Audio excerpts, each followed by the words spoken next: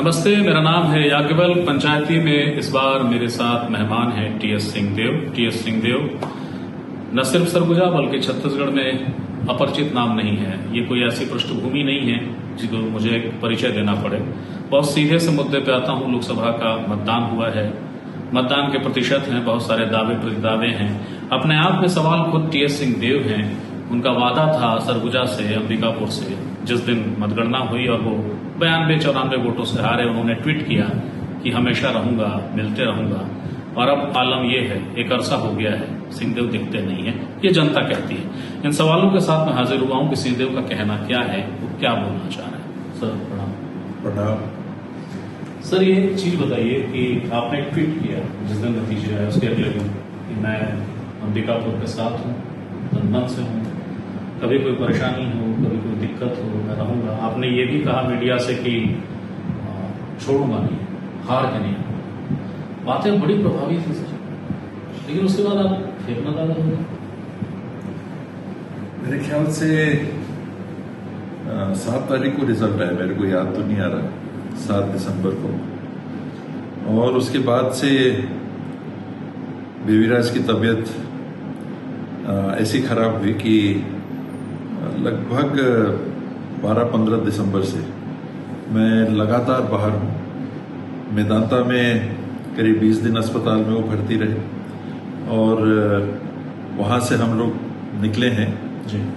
तो मुंबई के breach candy अस्पताल में कैंसर का उनका इलाज चल रहा है। 3 साइकिल कीमोथेरेपी के अभी हो पाए हैं। ये मई के महीने में हम लोग आए हैं, पहुंचे हैं। अभी 3 महीना और कीमोथेरेपी बाकी है। और यही कारण रहा कि मैं यहाँ चुनाव के समय में भी नहीं रह पाया। और अगर ऐसी कभी परिस्थिति आई तो कभी भी नहीं रहूंगा। मेरी पहली प्राथमिकता मेरा घर है और मैं घर की ही देखभाल नहीं कर सकता, और कर सकूंगा तो दूसरों की क्या करूंगा। तो उसमें कहीं कोई समझौते की बात नहीं है। मैं राजनीति से ऐसा नहीं जुड़ा हूं कि मैं परिवार को त्याग के राजनीति करूं। मेरी पहली प्राथमिकता मेरा निजी परिवार है, उसके बाद फिर मेरा व्यापक परिवार जिसे मैं सरगुजा मानता हूँ, उसके बाद मेरा राजनीतिक परिवार जो कांग्रेस का है। तो ये परिस्थितियां हैं और इनसे मैं समझौता नहीं करूंगा कभी जीवन में। ऐसी परिस्थिति ना आए, लेकिन जब जब ऐसी परिस्थिति आएगी आप मुझे न बताएं और वरना मेरी उपस्थिति रहेगी। इस दरमियान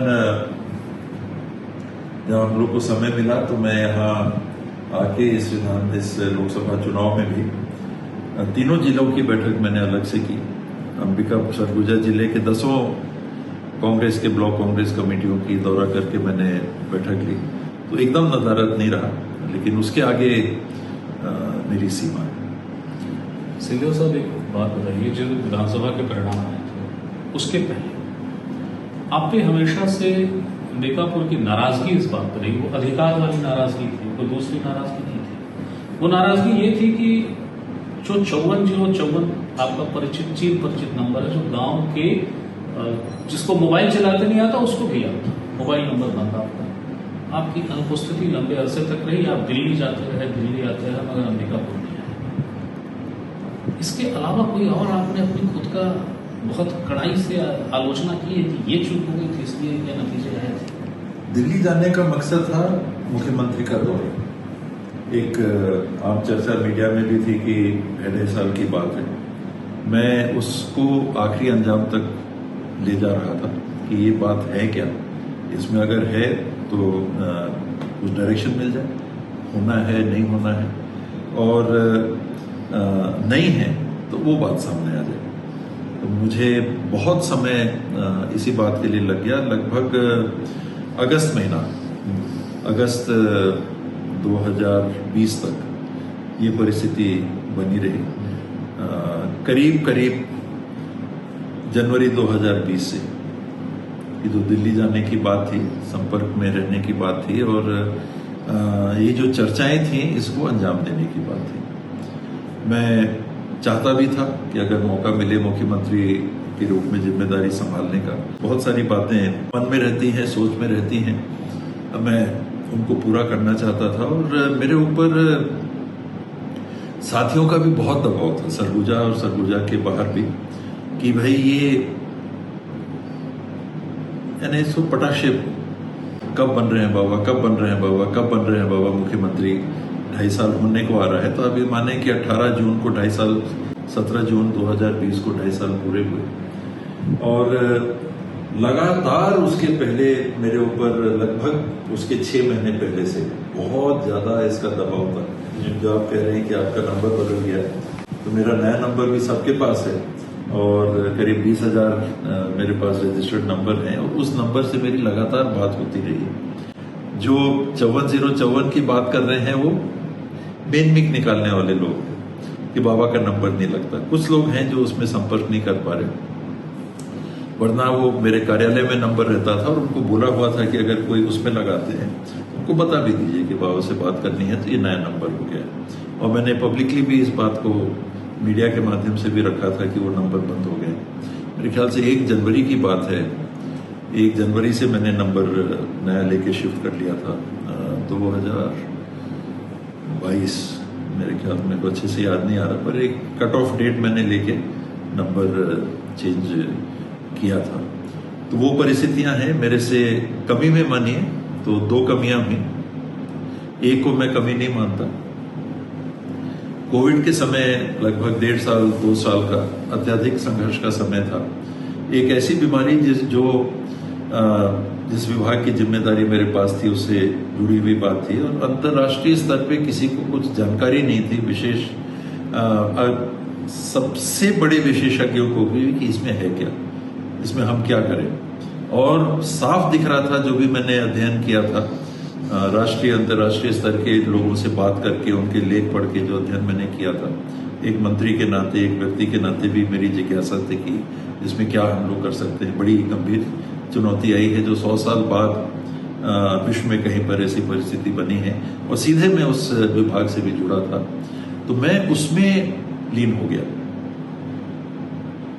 प्रदेश स्तर पे लगातार मीटिंग्स, लगातार प्रबंधन की व्यवस्था, ग्लव्स नहीं थे, पीपीई किट्स नहीं थे, दवाई की बात तो छोड़िए, बिस्तर नहीं थे, अस्पतालों में व्यवस्था नहीं थी, ऑक्सीजन की व्यवस्था नहीं थी, लोगों के मरने की बात थी। इस परिस्थिति में मैंने रायपुर नहीं छोड़ा। लॉकडाउन भी लगे, वो सब सारी चीजें अपनी जगह रही, लेकिन जब लॉकडाउन भी हटा तो मेरी पूरी व्यवस्था वहां रही। कहीं मेरे को बाहर जाना भी पड़ा, किसी कारण से जाना भी पड़ा। 3 बार मुझे कोरोना हुआ और हल्का था, मेरे को उसका नुकसान महसूस नहीं होता कि कोई नुकसान हुआ। इन तीनों बार जब मैं बाहर से लौटा, कोरोना था। और मैं जानता था कि मैं रायपुर में भी संपर्क में आ रहा हूँ, कोरोना के मरीजों से संपर्क में आ रहा हूँ, अस्पतालों में जा रहा हूँ निरीक्षण करने, उनसे संपर्क में आऊंगा। जो हमारा स्टाफ जिनके साथ हम लोग मीटिंग करते थे वो कोरोना से ग्रसित लोगों के संपर्क में आ रहे थे, उनसे कोरोना होगा और उसमें से कई लोगों को कोरोना होगा। जो हमारा वॉर रूम बना था, जो नया सर्किट हाउस है, उस समय मेरा जो शासकीय निवास था उसके रोड के ठीक सामने वहीं पर वॉर रूम बना था और उनमें से कई लोगों को कोरोना पकड़ा, कोरोना से ग्रसित। उन्हीं के साथ हम लोग की बैठक हो रही थी और मैंने ये कहा भी था और हुआ भी वो। उस दरमियान 2 बार मैं जब अंबिकापुर आया, दोनों बार जैसे मैं रायपुर पहुंचा और मैंने टेस्ट कराया, मैं कोरोना से ग्रसित था। यानी कोरोना लेके मैं सरगुजा रहा था। तो लोग नहीं समझ पाते उस स्थिति को। आज भी लोग कहेंगे कि वो हम नहीं जानते, बाबा नहीं थे। तो ठीक है, मैं उसको स्वीकार करता हूं। जान के मैंने एक ये निर्णय लिया कि मेरी प्राथमिकता उस समय, क्योंकि राज्य स्तर पे ऐसी बीमारी के समय मेरे को मंत्री के रूप में काम करने की जवाबदारी है, मैंने उसको निभाया। मेरा वहां रहना मुझे लगता था कि अनिवार्य है। मेरे लिए अंबिकापुर विधानसभा या सरगुजा क्षेत्र उस समय नहीं रह गया था, छत्तीसगढ़ मेरी प्रायोरिटी हो गई थी मंत्री के रूप में। और मुझे दुख भी नहीं, मुझे इस बात का संतोष है कि मैंने सही बात चयन की। लोग नहीं समझ पाए, उसका मुझे नुकसान हुआ। बाबा नदारत, उसका मुझे नुकसान हुआ, लेकिन मैं आंख खोल के चल रहा था। मुझे मालूम था कि लोग ऐसा, कुछ लोग हवा भरेंगे, प्रचारित करेंगे जो मेरे विशेष शुभचिंतक हैं, और कुछ जेन्युइन वास्तविक तौर पे भी लोगों को लगेगा कि बाबा नहीं। मैं लगातार संपर्क में था, कितने लोगों को भर्ती कराना, अंबिकापुर के लोगों को भर्ती कराना, मरीजों से फोन से बात करना, उनके खाने का प्रबंधन करना, उनके वीडियो आते थे कि बाबा दाल पतली है, ये ऐसा है, वो ऐसा है, वो सारी चीज हो रही थी।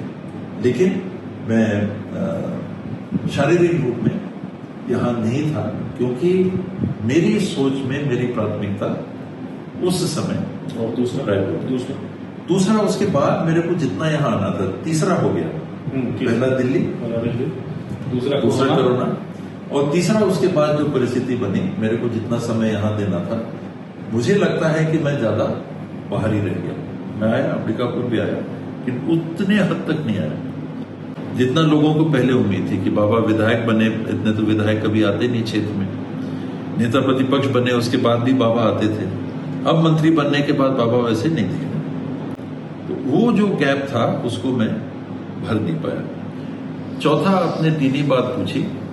इस दरमियान कुछ अपने बहुत सीनियर साथी वो नाखुश हो गए और विड्रॉ हो गए। उसी समय मैंने मन में निर्णय किया कि ये चुनाव में इस बार नहीं लड़ूंगा। जो मैं मीडिया में भी कहता था, तो सोच के इस बात को मैं कहता था कि जब इतने सीनियर सालों से जुड़े हुए लोग कदम पीछे ले लिए, उनके मन में ये था कि कोई काम नहीं हुआ, बड़ा उनका काम रहा होगा कि काम नहीं हुआ, तो ना वो समझ सके ना मैं समझा सका कि उस दरमियान कलेक्टर अब सरगुजा का मीडिया को ये बयान दे रहा था कि हाँ, टीएस सिंहदेव के खिलाफ शिकायत हुई है और जांच होगी और मैं कार्रवाई करूंगा अगर ऐसी कोई बात आएगी। उनका बॉस तथाकथित जो कैबिनेट का मंत्री है, जिसको वो सर कहते हैं, और मीडिया में क्या कहना क्या नहीं कहना, अधिकारियों को एक बंदिश भी होती है, वो सीमाओं को लांघ के यहाँ का कलेक्टर ये कह रहा था कि मैं कार्रवाई करूंगा। तो ये बात मेरे उस स्तर के साथी नहीं समझ पाए कि मेरे साथ ये गुजर रहा है, तो मैं आपकी मदद करने के लिए कितना सक्षम छूट रह गया। इन बातों को देख के और समझ के और भाप के दिल्ली कोरोना, मेरा आना जाना कुछ कम, और उसके बाद सीनियर जो एकदम सीनियर जो साथी थे उनका उदासीन होना।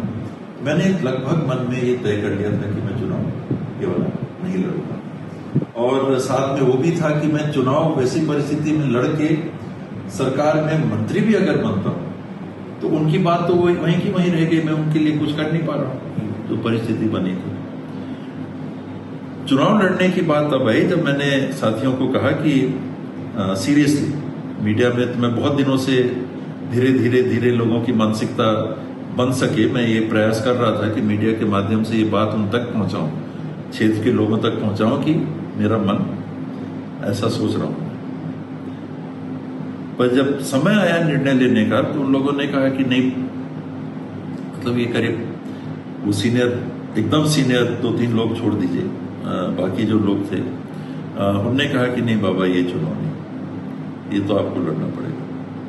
ना मैं उनको समझा सकता था अपनी स्थिति, ना मुझे लगता है कि वो समझते, और उन परिस्थितियों में फिर मेरे पास हाँ कहने के अलावा विकल्प नहीं रहा। तो ये जो मैंने खुद भी कहा कि मेरा चुनाव लड़ने का मन नहीं, दिल्ली कोरोना, सीनियर लोग, उसके चलते मेरी स्वयं की सोच कि अब परिस्थिति ठीक नहीं लग रही है चुनाव लड़ने की, किसी और को मौका देना चाहिए। मेरी स्वयं की स्थिति, मेरे सबसे सीनियर साथियों में से लोग इस नजर से देख रहे हैं, तो इतनी समझ तो एक राजनीतिक व्यक्ति के रूप में, सामाजिक प्राणी के रूप में मेरे को है, ये स्थिति ठीक नहीं है। और मैं इन परिस्थितियों को देखते हुए कि सरकार में जो स्थितियां बनी थी, सरगुजा का कलेक्टर ऐसे बयान दे रहा है, यानी वो तो एक आदमी हुआ, यानी तंत्र की क्या स्थिति है, पूरे तंत्र की क्या स्थिति है। और उसमें मुझे अपनी चिंता नहीं, क्योंकि हम लोग तो किसी भी करके कोर्ट कचहरी इधर उधर करके अपना कर लेते, लेकिन बाकियों के लिए अपन क्या कर पाए। तो एकदम सोच के मैंने अपने मन में एक निर्णय बनाया था कि अब ये समय अपना पीछे बनेगा। डायरेक्ट राजनीति से लोगों के साथ तो जुड़े ही रहते सीधे तौर पे, पर बन ही नहीं पाता वातावरण में। आपने मैंने इसके पहले भी कुछ इंटरव्यू में प्रयास किया कि बंद दरवाजे के पीछे के किस्से कोई थोड़ा जान से। आपने एक बार कहा भी था कि मर्यादा कभी किसी दिन बताऊंगा। किसी दिन बताऊंगा। वो जो किसी दिन है वो दिन कब आएगा? मैं जिस दिन रिटायर करूंगा राजनीति से उस दिन बताना। आप एक चीज बताइए, जब चुनाव आया, चुनाव आपने लड़ने का फैसला किया, क्या आप इस बात से इत्तेफाक रखते हैं कि आपका चुनाव प्रायोजित तरीके से प्रभावित किया गया, जिसमें आप ही के दल के लोग थे? आदमी आंख खोल के चल रहा था, जैसे मैंने बताया। मतलब मेरे में मैं बहुत चीज नहीं जान समझ सकता, वो अपने जगह की बात है, लेकिन इतनी तो समझ है कि दुनिया में क्या हो रहा है। इतना भी ना समझ नहीं हो तो था इसमें जग जाहिर है। मैं नाम नहीं लेना चाहता, लेकिन दुनिया जानती है, तो उसके बारे में और क्या बोलूं। कभी इस नतीजों के बाद जब सत्ता से बाहर हो गई कांग्रेस, कभी आपकी उस व्यक्ति विशेष से बात हुई क्या? क्योंकि सहज सौजन्य मुलाकातें और संवाद तो आप लोगों के होते हैं, मुझे पता है, मगर क्या कभी कोई धीर गंभीर ऐसी चर्चा हुई, आपने सवाल किया कि भैया इतनी मेहरबानी क्यों कर दिया मेरी तरफ से? मैं भी नाम नहीं ले रहा हूं उनका, जिनका भी किसी का भी कोई एक, मैं भी नहीं कहूंगा कि एक थे, क्योंकि एक से ज्यादा लोग थे। कुछ लोग प्रशासन में थे, कुछ लोग राजनीतिक में पदाधिकारी थे, कुछ लोग अन्य स्थानों पे थे। कोई एक व्यक्ति नहीं था, एक ग्रुप था। और मैं उससे ज्यादा नहीं कहना चाहूंगा अभी। बात सब निकल जाने के बाद उसकी प्रासंगिकता भी नहीं रहती है, कई बार कहने का उसका औचित्य भी नहीं रह जाता, लेकिन मौका आएगा तो वो भी मैं उनकी भी बात करूँ। नहीं, मेरा प्रश्न ये था, आप अभी मत कहिए सर, मैं तो ये जानना चाह रहा था कि उस सज्जन से जिनकी शक्ति ये बटी हुई थी, उन सज्जन से कभी आपने धीर गंभीरता से कहा कि इस कदर मेहरबानी क्यों की? मैं लोगों से बात करता था, और देखिए, मेहरबानी की बात किसी से क्यों कहनी?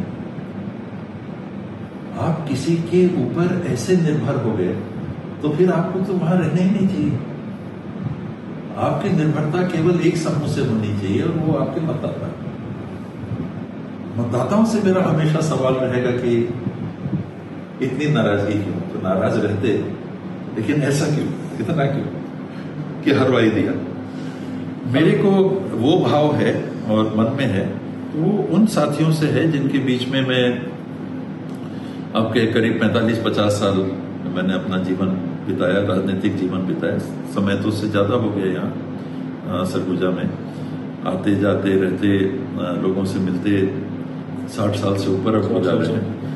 पर राजनीतिक रूप से भी करीब 50 साल से कहीं ना कहीं संपर्क संबंध, जो मेरे को जानते थे, पहचानते रहे होंगे मुझे लगा, और जिनको मैं जानता था, उनके संदर्भ में मेरे मन में ये जरूर है कि आप लोग इतना नाराज हुए, क्योंकि मैं नहीं समझता कि मैं इतना नाकाबिल हूं कि मुझे वो त्याग देते अपना जनप्रतिनिधि बनाने। कुछ तो मैं फिर भी ठीक है, लाख मेरी कमियों को देखते हुए भी मुझे लगता है कि मैं बुरा जनप्रतिनिधि नहीं रहता। बाकी उनकी मंशा है, उनका मत चिरोधार है। एक सवाल उसी दौर से जुड़ा हुआ आखिरी, उसके बाद मैं लोकसभा के आज के पोलिंग पे आ जाऊंगा, और वो आखिरी सवाल था। आपने जो बात कही बृहस्पति सिंह को लेकर राजपुर के मंच पर, आपने चिंतामणि जी को लेकर जो बात कही, क्या आपको लगता है कि भावुकता में मंच से कहा गया वो बात निजी तौर पर सही हो सकती, पर राजनीतिक रूप से गलती हो गई थी? आपको मंच से नहीं कहना था, उसका भी कुछ असर हो गया? मैंने बोला क्या था? मैंने ये बोला था कि एक व्यक्ति का जहां तक सवाल है, मैं समझौता नहीं कर सकता था, वो आप बृहस्पति सिंह कह सकते हैं। और वो कारण ये था कि उन्होंने सारी मर्यादाओं को लांघ के उस समय वक्तव्य ऐसे दिए कि मैं उनका जान लेना चाह रहा हूं, समझौता नहीं हो सकता। उस बात को मैंने कहा था। चिंतामणि जी को लेके मैंने ये कहा था कि उनकी बात अलग है, उनको लेके मेरे मन में ऐसी कोई बात नहीं है। और जब टिकट का दौर चला तो मैंने उनको टिकट देने के लिए कांग्रेस की सहमति भी व्यक्त कर दी थी। विधानसभा के लोग नहीं चाहते थे कि उनको टिकट दिया जाए, अपने से जिनको कहा जाता है जुड़े हुए लोग बहुत ज्यादा नाखुश थे कि इनको टिकट इस बार नहीं देना है। लेकिन पार्टी के राज्य स्तर के शीर्षस्थ 3-4 लोगों के बीच में जब हम लोगों ने दिल्ली में आखिरी बात की थी, उसमें मैंने उनके टिकट के लिए सहमति दे दी थी। चिंतामणि जी के टिकट के लिए। वो आपसी बात के बाद जब आगे बढ़ी बात, तो राज्य के स्तर पे कहीं ना कहीं समीकरण बदले। एक आध टिकट जो मिलने चाहिए थे वो नहीं मिले और उसमें उनका भी टिकट प्रभावित हो गया। वरना मैंने अपने तरफ से, और मेरे मन में उनके लिए कोई ऐसी भावना नहीं है।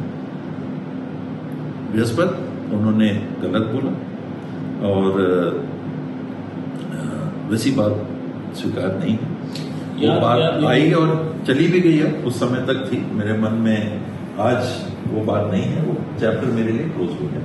आगे जैसा चैप्टर क्लोज का मतलब क्या सिंहदेव ये कह रहे हैं कि अब यदि कांग्रेस प्रवेश हो जाता है, वापस हो जाते हैं, तो वेलकम, वेरी गुड, कोई बात नहीं। आप क्या ये कह रहे हैं सर? मैं बोल चुका हूँ, वहां भी जाके मैंने बोला कि एक वेटिंग पीरियड होना चाहिए। किसी के ऊपर एक्शन हुआ है तो तत्काल वापिस नहीं लेना चाहिए।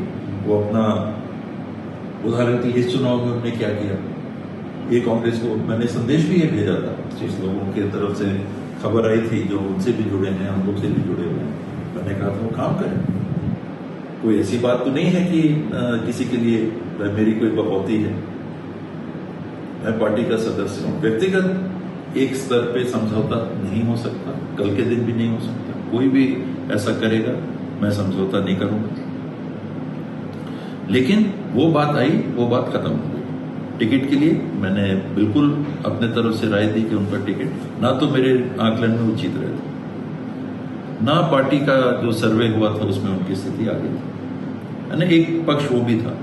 शायद अगर ये रिपोर्ट होता कि नहीं वो पक्का जीत रहे हैं तो शायद मैं चुप हो जाता, उनका नाम नहीं भी लेता। जैसे चिंतामणि जी का तो नाम मैंने सहमति से लिया। मैंने आपको बताया कि हम लोग छत्तीसगढ़ सदन में 4 लोग टेबल पे थे और उस समय जो अंतिम बात हुई, भूपेश थे, महंत जी थे, दीपक बैज जी थे, मैं था। लंच टेबल पे हम लोग वहां पर बैठ के, उन लोग का लंच हो रहा था, मैं भी पहुंच गया था। पहले मेरे को सूचना नहीं थी, तो मैंने फोन किया कि आप लोग बैठे हुए हैं, तो फिर हुआ नहीं आप भी आ जाइए। तो हम लोग गए और जितने सीट्स पेंडिंग थे सब पे सबकी सहमति बना के हम लोगों ने राय बना ली थी। वो जब बदली स्थिति, उसमें एक आध सीट में किन्हीं कारणों से जब परिवर्तन हुआ तो वो बैलेंस बिगड़ गया। चिंतामणि जी का टिकट अगर नहीं कटा होता तो मुझे लगता है कि वो एक फैक्टर मेरे चुनाव के हार और जीत में पड़ा। चिंतामणि जी वाला उनके टिकट कटने के बाद भी कोई हारने की स्थिति नहीं थी, वो हम लोग नहीं कर पाए। मेरी कमजोरियां सामने आ गई, मेरे साथी नहीं कर पाए, शहर वाले का मैं विश्वास नहीं ले पाया, मेरे में कमियां रह गई। अंबिकापुर ग्रामीण में भी आशानुरूप लीड नहीं मिली। 100 वोट की तो बात थी, तो 100 वोट तो कहीं भी इधर उधर हो सकते थे। अच्छा, ये लोकसभा का जो आज मतदान हुआ इसमें सरगुजा शामिल है, बहुत संक्षेप में बताइए सर कि क्या मानते हैं इसको? अच्छी पोलिंग हुई, अच्छा मतदान हुआ, इसको कांग्रेस के पक्ष में मान रहे हैं या बीजेपी के फेवर? नहीं समझ में आता, मेरे को तो बिल्कुल आजकल समझ में नहीं आता। आकलन कई चुनावों में मैंने बीते करीब 15 साल से मेरे को समझ में आना कम हो गया। पहले हम लोग आकलन कर लेते थे और बहुत गलत नहीं होता था, अब बहुत जनरल आकलन होता है और सीटों का भी सुना सुनाई बात, ऐसा है, ये हो सकता है, वो हो सकता है, पर गंभीर आकलन की मेरी स्थिति, मेरी क्षमता बिल्कुल नहीं है। और 2014-2019 में एक लहर सी महसूस हो रही थी, वो इस चुनाव में नहीं। यानी स्पष्ट मैं कह सकता हूं, कोई भी हारे कोई भी जीते, लेकिन एक लहर व्यक्ति के नाम से थी 14 में भी और 19 में भी, वो इस चुनाव में नहीं। वो मतलब मैं नहीं बिल्कुल भाप पाया, जो मैं नहीं समझ पाता हूं उसमें वो भी हो तो मैं नहीं कह सकता, लेकिन एक महसूस होता है, फीडबैक आता है कि नहीं वो तो एक तरफा। ये आकलन उस आधार पे मैं आपको कह रहा हूं कि साथी जो बातें बताते हैं, यूपी का जब चुनाव हो रहा था विधानसभा का, रिश्तेदार मानिए, साथी मानिए, लोग वहां गए थे, उन लोगों ने बताया कि साफ है, भयानक हवा चल रहा है, कैसे हो सकता है कि 1-2 सीट अगर कांग्रेस का आ गया तो बड़ी बात है, विधानसभा निकल नहीं 30 से 50 सीट, 30 से 50 सीट तो जरूर आएंगी। पर ऐसा आकलन जो लोगों ने कई जगह से बताया, 14 में, 19 में, ये 2022 या 23 का चुनाव था यूपी का, उसमें क्रॉस सेक्शन से फीडबैक आता है ना, परखी डाली, आप पूरा बोरा तो नहीं देख सकते, चावल पकाया तो हाँ बर्तन में जो है एक आध दाने से भाई कितना हो गया, तो वैसा अंदाज। वैसी बात इस बार चुनाव में देखिए, मैं इस दरमियान दिल्ली भी गया, बंबई में बहुत समय रहना हुआ, मैंने बताया इलाज की परिस्थिति में लोगों से संपर्क बना रहा। ये पार्टी ने सेंट्रल इलेक्शन कमेटी का सदस्य भी बनाया, उस नाते भी संपर्क का दायरा बढ़ गया। बहुत लोगों से बात होती रही इस दरमियान, उत्तर से दक्षिण, पूरब से पश्चिम, कई जगह से लोगों से इस दरमियान इंटरेक्शन होता रहा। तो परखी वाली बात, डिटेल नहीं, जैसे मीडिया डिटेल सर्वे करता है वैसी कोई सर्वे नहीं, परखी क्या खबर है, लहर नहीं, कोई जीते कोई हारे, मैं बिल्कुल नहीं कहने की स्थिति में हूं, लहर बिल्कुल नहीं। एक आखिरी सवाल है, हालांकि सवाल बहुत है ना, हमेशा रहेंगे जब भी आप रहेंगे, मगर एक सवाल है, मौजूद है, बल्कि उसके दो हिस्से। पहला हिस्सा ये है सर, और शर्तिया, ये आखिरी दो सवाल है, नहीं पूछूंगा। जोगी शासनकाल में टीएस सिंहदेव जिस कदर उपेक्षित हुए और उनके समर्थक अपमानित हुए, क्या भूपेश शासनकाल में, उस कांग्रेस शासनकाल में जिसमें सिंहदेव मंत्री थे, आपको लगता है कि जोगी शासनकाल ही बेहतर था? मैं इसमें भूपेश के लिए तो नहीं कहूंगा, अभी भी मैं नहीं कहूंगा, लेकिन ये जरूर है कि उनके जानकारी के बाहर मुझे लगता है कि वो इस बात को भाप नहीं पाए कि पीछे क्या हो रहा है। लेकिन कहीं ना कहीं से ऐसा संदेश था कि एक कलेक्टर सरगुजा में बैठ के ऐसा बयान दे सके। सरगुजा का कलेक्टर ओझा जी, यहां जब वो कलेक्टर थे, ओझा जी बयान देते हैं मीडिया को, यहां मैं कार्रवाई करूंगा। इतनी हिम्मत, इतना हौसला किसी प्रशासनिक अधिकारी का हो सकता है जो मात्र कलेक्टर है। कलेक्टर बड़ी जिम्मेदारी है, जिले में बहुत अधिकार कलेक्टर के पास होते हैं, वो अपनी जगह, लेकिन प्रशासन की मर्यादाएं हैं। मीडिया में क्या उनको बोलना चाहिए, क्या नहीं बोलना चाहिए, उसकी भी बंदिशें होंगी या उसके भी मापदंड होंगे, और बावजूद उसके वो ऐसी बातें कह रहे हैं। तो कैसे हो सकता है, कैसे हो सकता है, जब तक कि कहीं ना कहीं से, और वो सीओ थे सूरजपुर में, मैं पंचायत विभाग का मंत्री के रूप में काम देख रहा था, तो सीओ थे, लगातार उनसे इंटरेक्शन होता था। बलरामपुर में कलेक्टर बन के गए, फोन करते थे, बात होती थी, सब कुछ होता था। एकाएक सरगुजा में आके ऐसे कैसे हुआ? और यहां से जाते हैं तो सीधे कोरबा में डीएमएफ। आप ये नहीं बताएंगे कि हेलीकॉप्टर तक के लिए आपको पहले हाँ और फिर ना हो गया, कुछ ऐसे किस्से थे? इसीलिए तो पूछ रहा हूं सर संक्षेप में कि वो जोगी शासनकाल से कम या बेहतर क्या लगा? कम कम कम। जोगी शासनकाल में इतना गड़बड़ नहीं था। जोगी जी का मैं विश्वास नहीं ले पाया, ये अपनी जगह थी बात। भूपेश के साथ में, भूपेश और हम लोग एक साथ काम कर रहे हैं, मुझे लगता है कि भूपेश के मन में सब ठीक रहा होगा। कहीं ना कहीं बीच में किसी ने, एक समूह ने कुछ ऐसा किया जो उनकी जानकारी में नहीं रहा होगा, पर वो फिर भी कर लेगा। उसमें से कुछ लोग आज जेल में,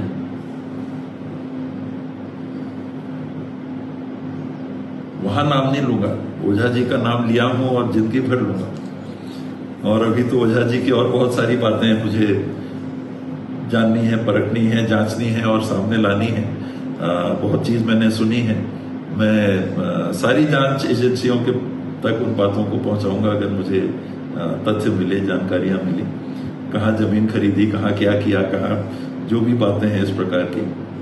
मैं ओझा जी के संदर्भ में बारीकी से नजर रखूंगा। लेकिन आप भाई बोलेंगे नहीं कि बंद दरवाजे में क्या था, और ये भी नहीं कहेंगे कि भूपेश कितने गलत और कितने सही थे। आप बड़ी, मतलब ऐसा नहीं लग रहा कि आप ग्रेस पासिंग बात में रहने नहीं, जाने तो हो सकता है ना पता हो। भूपेश से ये कैसे संभव है? इस दरमियान जब ये सब बातें चल रही थी, सबके बीच में ये बात होती भी थी कि सब ठीक नहीं है, मीडिया में भी आता था कि ये जय वीरू जोड़ी बिखर गई, टूट गया, गड़बड़ हो गया, इन लोग की बन नहीं रही है इत्यादि जब बात होती थी, तो ये 2.5 साल के समय के अंदर मैंने कम से कम 5-6 बार उनसे बात की। 1 या 2 अक्टूबर 2019 से ये सिलसिला चालू हुआ। 2018 में चुनाव हुए, 11 दिसंबर को चुनाव के नतीजे आए थे 2018 में। 2018 की 17 दिसंबर को हम लोगों ने साथ में शपथ लिया था, वो मुख्यमंत्री के रूप में, मैं और ताम्रध्वज जी कैबिनेट मंत्री के रूप में हम लोगों ने शपथ ली। और तब से लोकसभा के चुनाव तक कहीं कोई ऐसी स्थिति नहीं थी। मंत्रिमंडल का बात आया तो सबसे पहले भूपेश ने मेरे को ही बुलवाया, मेरे से बात की, महाराज आप कौन से विभाग लेना चाहते हैं। बात करके सब फाइनल हुआ। उन्होंने कहा कि ताम्रध्वज जी थोड़ा सा मन उनका ऐसा है, थोड़ा बात कर लेते। मैंने ताम्रध्वज जी से भी बात की, जो भूमिका एक टीम के रूप में हम लोग की हो सकती है। ये लोकसभा के चुनाव तक 2019 शायद मई तक में चुनाव हो गए थे लोकसभा के पिछले बार। कहीं कोई ऐसी स्थिति ना तो महसूस होती थी, ना मेरे ख्याल से था। पर लोकसभा के चुनाव के बाद थोड़ा मेरे को लगने लगा कि कुछ लोग बीच में आ रहे हैं। मैंने पहले राजेश तिवारी जी, राजेश, भूपेश, मैं, हम लोग तीनों साथ में मिलके आदिवासी एक्सप्रेस चली थी। योगी जी मुख्यमंत्री बने उसके पहले, तब हम लोग साथ आए थे। बल्लू आज नहीं है, दिवंगत हो गए। उन्होंने मुझे मिलवाया था उन लोग दोनों से। उन लोग भी यूथ कांग्रेस के बैकग्राउंड के थे, बल्लू भी यूथ कांग्रेस में थे, उन लोग का परिचय था। तो मयूरा होटल जो है रायपुर का, वहां के एक कमरे में बल्लू मेरे को ले गए और इन लोग से बात कराई। और वो दिन से हम लोगों ने तय किया कि हम लोग साथ काम करेंगे। तीनों के कार्य क्षेत्र अलग अलग थे। एक का बस्तर था, एक का मध्य छत्तीसगढ़ था और मैं उत्तरी छत्तीसगढ़ का था। मैं उन नाम से जानता रहा हूँगा, वैसे नहीं जानता था। हम लोग का कोई संपर्क वैसा नहीं था। पर वो दिन और सरकार बनते तक हम लोगों ने 18 साल करीब साथ में, अच्छे साथ में काम किया। तो ये लोकसभा चुनाव के बाद में जब मुझे लगने लगा कि थोड़ा सा कुछ लोग गड़बड़ चालू कर दिए, मैंने राजेश को 2-3 बार बोला कि राजेश देखिए, पहले भी हम लोग के अरेंजमेंट में वही बात करने वाले होते थे। हम लोग भांपते थे स्थिति और जहां पर ठीक ठाक करना रहता था तो राजेश को ही बोलते थे कि आप बात करो। सीनियर लीडर से कहीं थोड़ा सा ऐसा लग रहा है कि एडजस्टमेंट की जरूरत है। मैंने कहा राजेश बात करिए। तो जब उन्होंने मेरे करीब तीसरे चौथे बार बोलने के बाद एक दिन कहा कि नहीं बन रहा, आप खुद ही बात कर लीजिए। तब 1 या 2 अक्टूबर की बात है, मैं गया भूपेश के साथ बैठा, जो उनकी सीएम हाउस की बैठक की है, ड्राइंग रूम जो उनका है उसमें बैठ के बात किया। मैंने कहा कि भूपेश भाई मजा नहीं आ रहा। ये नहीं महाराज, कोई ऐसी बात नहीं है, सब ठीक है। और उसके बाद से मैंने करीब समय समय पर परिस्थिति अनुसार करीब 5-6 बार बात की। और आखिरी जो बात हुई थी उसमें मैंने उनको यही मैंने कहा कि देखिए भूपेश भाई, हम लोग के बीच में क्या बात आ रही, 2.5 साल हो गए साथ बैठते, हो जाता।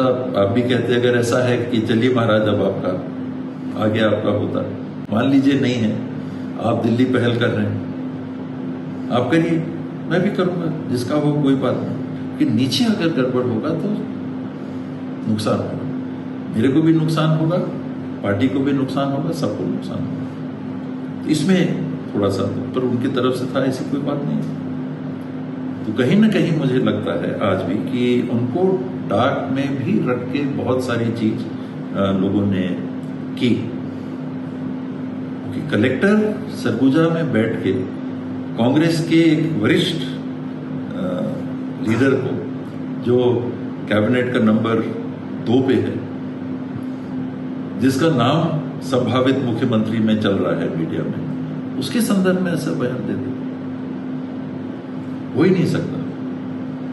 कहीं ना कहीं कोई ना कोई लोग खेल कर रहे थे। और मैं अभी भी यही मानना चाहूंगा कि भूपेश को रात में रखा प्रधानमंत्री या वो भाप नहीं पाए। प्रधानमंत्री मोदी की तारीफ आपने रायगढ़ में की, इसे सोचा समझा सिंहदेव का दांव माना गया। आज बीजेपी की गवर्नमेंट है सर, क्या सिंहदेव प्रशासनिक रूप से अभी उतने राहत में या उतने सम्मान के साथ हैं जो उनकी अपनी सरकार में वो नहीं थे? पहली चीज, मैंने मोदी जी की तारीफ नहीं की। आपको वीडियो रिकॉर्डिंग है, मेरे ख्याल से 2-1 मिनट मैंने वक्तव्य मेरा 2-2.5 मिनट का था, 3 मिनट से कम का था। मुझे मालूम नहीं था, मुझे तो लगा मैं ज्यादा बोला, लेकिन वो जो रिकॉर्डिंग आई शुरू से आखिरी तक की, वो 3 मिनट से अंदर की थी। उसमें आप एक जगह बता दीजिए कि मैंने मोदी जी का नाम लिया। नहीं, आपने कहा केंद्र सरकार से केंद्र सरकार,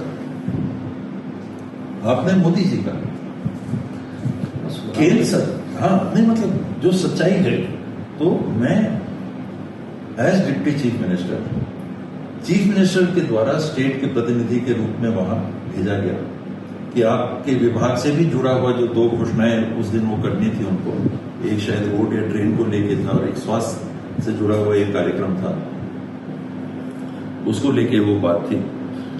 तो मेरे को बोला गया था जाने के लिए, और मैंने क्या बोला कि मैंने महसूस नहीं किया कि केंद्र से भेदभाव ऐसा हुआ, और कई बार हमने जो मांगा उससे हमको ज्यादा मिला। बात उस समय क्या हो रही थी, केंद्र और राज्य सरकारों के संबंध टूट रहे हैं। ये फेडरल स्ट्रक्चर है, हमारा संविधान कहता है कि शक्तियां केंद्र सरकार और राज्य सरकार के बीच में बटी हुई हैं, टैक्स देने की भी और काम करने की भी, और दोनों के बीच में टकराव की स्थिति अगर बनती है तो देशवासियों को नुकसान होता है। तो मैं एक जिम्मेदार राज्य के प्रतिनिधि के रूप में प्रतिनिधित्व कर रहा था राज्य के हितों का, कि वातावरण भी ऐसा बने कि ये कहने को ना हो कि हम संघर्ष में। मैं वहां जाके क्या बोलूं, केंद्र सरकार 1 नया पैसा नहीं देती, केंद्र सरकार बदतर काम करती, कुछ भी नहीं करती, और फिर मैं कहूं कि राज्य के लिए सब फंड्स भी आने चाहिए। मैं पंचायत का मंत्री था के रूप में जवाबदारी जब मिली थी, मैं आपको एक ही उदाहरण दे रहा हूं, स्वास्थ्य विभाग का भी दे दूंगा। PMGSY की सड़कों में एक टारगेट फिक्स होता है, और वो टारगेट इतने किलोमीटर का होता है कि स्टेट के कोटा में इतना केंद्र सरकार ने मंजूर किया कि आप काम करो। अगर आप उतना काम पूरा कर लोगे तो आपको बोनस भी मिलेगा। लगातार 3 साल छत्तीसगढ़ ने बोनस प्राप्त किया, जो टारगेट दिया था पूरा किया, और उसके ऊपर मांगा वो भी पैसे मिले, बोनस भी मिला। और PMGSY की सड़कों के लिए बजट में साल आखिरी में आता रहता है, तो कई राज्य मान लीजिए कोटा नहीं पूरा कर पा रहे, छत्तीसगढ़ ने किया, बोनस मिला।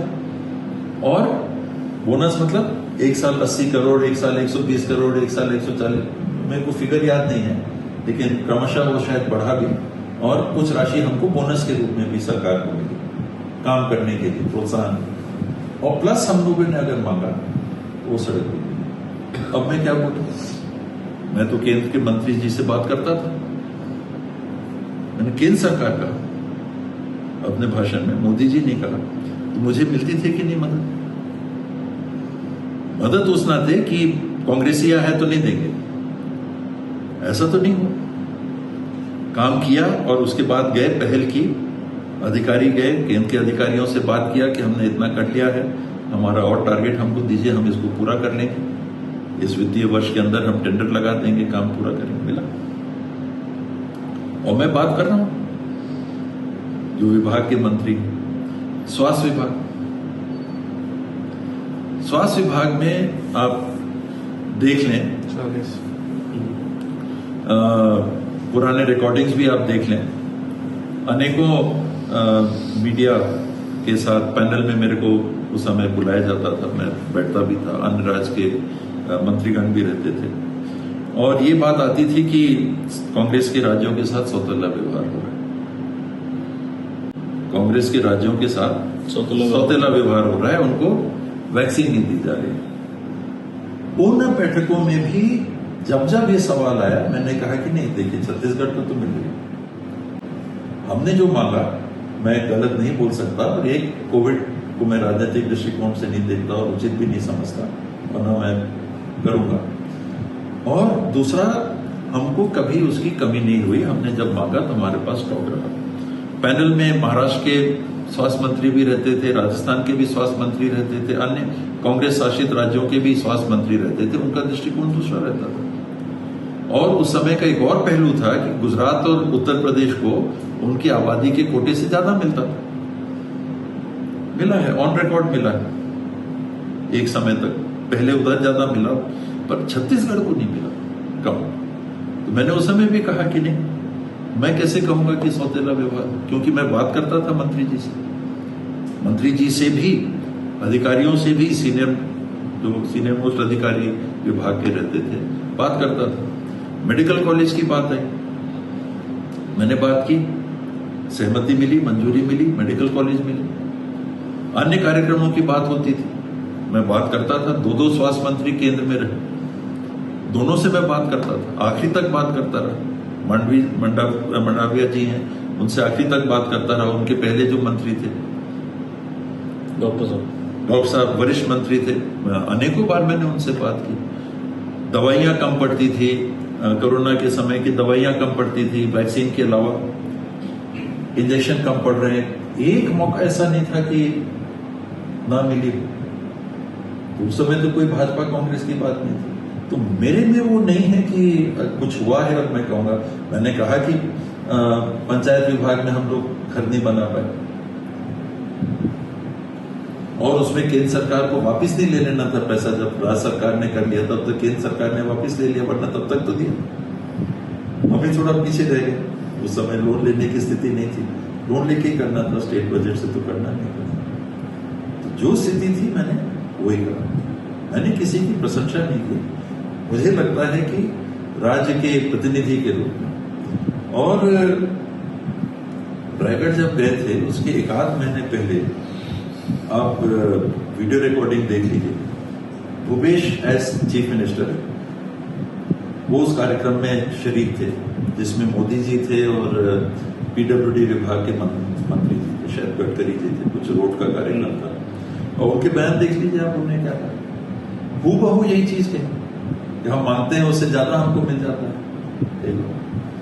तो मेरे बयान का तो फोकस लोगों ने करके छोड़ दिया, और भूपेश ने वही की वही चीज कही थी। आप देख लीजिए, रिकॉर्डिंग उपलब्ध है, चलाइए ना उसको। आप लोग के पास तो सारी जानकारी है। रायपुर का शायद कार्यक्रम था, मन से उन्होंने भी मोदी जी से हाथ मिलाने के लिए कहा था क्या? नहीं, इसीलिए कहा था कि वो राज्य के प्रमुखतम जनप्रतिनिधि हैं और राज्य के हित में केंद्र के साथ संबंध बनाने के लिए वो पहल करते थे, और कई मौकों पे मांगा उससे ज्यादा मिला। ये उनके शब्द हैं, ये उनके शब्द हैं, केंद्र से मांगा उससे ज्यादा हमको मिला। वो न्यूज नहीं बना, ये कैसे न्यूज बन गया? तो जहां बदमाशी करनी है, जिनको बदमाशी करानी है, वो कर देते हैं। ठीक है, आखिरी सवाल, बिल्कुल संक्षेप में इसका जवाब चाहूंगा। क्या इस बीजेपी गवर्नमेंट में टीएस सिंहदेव बेहतर महसूस कर रहे हैं? प्रशासनिक तंत्र का वो व्यवहार जो आपके अपनी सरकार में था, उससे बेहतर है? एक मंत्री के रूप में जो आदमी काम कर सकता है, जो भी परिस्थिति रहे, उसका शासन से, सरकार के बाहर होके तुलना ही नहीं की जा सकती। आप कितना और कर पाते ये बात छोड़ दीजिए, लेकिन जो आप कर पाते हैं, अंबिकापुर के अस्पताल को देख लीजिए, यहां पर जो व्यवस्थाएं बनी, कम बनी क्या? लोग नहीं उसके लिए नंबर देते हैं, कोई बात नहीं, मेरे को नंबर की बात नहीं रहती है, मेरे मन में रहता है कि करना है। आज टेस्टिंग फैसिलिटीज देख लीजिए, आज आरटीपीसीआर मशीनों की टेस्टिंग की व्यवस्था प्रदेश में देख लीजिए, कितनी लैबोरेटरीज आ गई, ऑक्सीजन जनरेटिंग मशीन्स कितनी आ गई, मेडिकल कॉलेजेस कितने तैयार हो पाए। अंबिकापुर का अभी भी अटका हुआ है, उस समय से जो अटका तो अभी तक पैसे उसके लिए नहीं मिल पा रहे हैं। नए शासन से भी मैंने मांग की, मैंने पत्र भी लिखा, मुख्यमंत्री जी को भी बजट के पहले पत्र लिखा, संबंधित मंत्री जी को भी मैंने बजट के पहले पत्र लिखा कि ये मेडिकल कॉलेज हॉस्पिटल के लिए जो पैसे रखे हुए हैं वो हमारे अगर बजट में शामिल कर लिया जाए, रिलीज कर दिया जाए, वो जो भी होगा। इन शासन के हिस्से के रूप में जो आप कर पाते हो वो शासन के बाहर रह के आप तुलना ही नहीं रहती उसमें। इसमें आप पहल कर पाते हो। जैसे मैंने कहा अभी मेडिकल कॉलेज के लिए मैंने कहा, मैं बहुत ज्यादा नहीं किया हूं, 3-4 बार मैंने अपने तरफ से पहल की है। यहाँ कोयला खदान की बात आ रही थी, उदयपुर में जो अदानी वाला खदान है उसके संदर्भ में भी मैंने पत्र लिखा, बल्कि मैंने बात भी की मुख्यमंत्री जी से कि यहाँ नए खदान देने को लेके काफी लोग नाखुश हैं। पुराना खदान जो पहले से चल रहा था वो चले, उसमें ना तो ये एनजीओ वगैरह जो काम कर रहे हैं इन लोगों को आपत्ति है, ना गांव वालों में उतनी आपत्ति है। जो पहले चल चुका था खदान वो अगर चलता है तो बात अलग है, नए खदान के लिए काफी विरोध है, तो इस पे विचार किया जाए। अभी तक तो नहीं खुला, वो समय भी नहीं खुला। उस समय तो सरकार ने विधानसभा में भी प्रस्ताव अडॉप्ट कर लिया। अगर नहीं चलने वाली बात होती तो वो विधानसभा में कैसे प्रस्ताव पारित होता। अपन लोग से जुड़े हुए तो मामला था, आपस में भी बात हुई, कैबिनेट में भी बात हुई, सरकार ने आखिर कहा ना कि नहीं ये तो केंद्र सरकार ने किया है, इसको रद्द किया जाए। एक सर्वसम्मति से विधानसभा का प्रस्ताव पारित हुआ। तो ऐसे मौकों पे जब कोई बड़ी बात आती है तो आदमी ये जान समझ के पहल करता है कि आप शासन के हिस्से नहीं हो, लेकिन आप एक नागरिक भी हो, जिसे वरिष्ठ कहा जा सकता है, जिम्मेदार कहा जा सकता है, नागरिक भी हो। आप इस क्षेत्र का प्रतिनिधित्व भी कर रहे हो, जनप्रतिनिधि के रूप में नहीं भी कर रहे हो, तो कोई ऐसी बातें आती हैं, गंभीर बातें आती हैं, तो आपको पहल करनी चाहिए, और मैं करता हूं और आगे भी करूंगा। इसका रिस्पॉन्स आ रहा है इस सरकार? अब मैं आपको बताया कि देखिए खदान तो नहीं अभी तक खुला और मेडिकल कॉलेज के पैसे नहीं आए, तो वो जो भी बात है मेरा फर्ज मैं मानता हूं कि ऑन रिकॉर्ड ये मैं जानकारी दे। अभी डॉक्टर खूबचंद बघेल, शायद मैं सुनता हूं नाम बदल दिया है उन्होंने योजना का, और आयुष्मान भी जो जिसका हिस्सा है उसमें पेमेंट्स नहीं हो रहे थे, अखबारों में भी छपा था कि इतना पेमेंट ड्यू है, तो उसके लिए भी मैंने पत्र लिखा। तो ऐसे जो गंभीर या बड़े मामले आएंगे, या तो राज्य स्तर के या अंबिकापुर विधानसभा के या सरगुजा क्षेत्र के, तो मैं जरूर पहल करूंगा। बहुत लंबा सुना दिया आपने। ये थे टीएस सिंहदेव। जैसा मैंने शुरू में कहा था, किसी भूमिका की जरूरत नहीं है। इस पूरे इंटरव्यू को जब आप देखेंगे तो आपको समझ आएगा कि जो इंटरव्यू यहाँ पे समाप्त हुआ है उसमें सिर्फ शायद एक प्रश्न आ सकता है जो उसके भविष्य के लिए छोड़ देना चाहिए। बंद दरवाजे के पीछे के रहस्य कब उजागर करेंगे, और उसके लिए उन्होंने कहा है सिंहदेव ने, आफ्टर रिटायरमेंट। क्रिकेट के सिद्धहस्त खिलाड़ी टीएस सिंहदेव सियासत के भी अच्छे खिलाड़ी हैं। कौन सियासतदान कहता है कि मैं रिटायर होने वाला हूं? जवाब कुछ यूं भी हो सकता है कि कभी इस रहस्य को नहीं खोला जाएगा, लेकिन सिंहदेव मौजी भी हैं, सत्याग्रही भी और भावुक भी।